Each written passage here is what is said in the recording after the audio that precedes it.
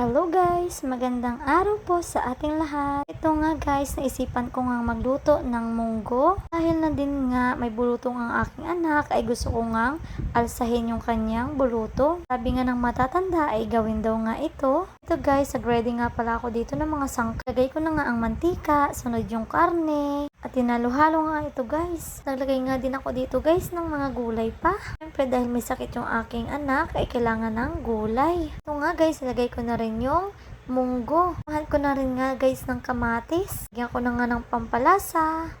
Ayan, takloban nga natin. At ito na nga, kumukulo na. At ito nga ay hinalo-halo ko. Nilagyan ko ng ampalaya at talong. Halo na naman natin guys. Dagdag pa nga ako dito guys ng tubig. Ang masarap yung aking lulutuin ay parang bitin pa nga. Lagyan ko na nga dito ng talbos ng ampalaya para mas masustansya. Kain ng aking anak ay purong gulay. Itlala. Ha? Thank you po, Mama. Po? I love you.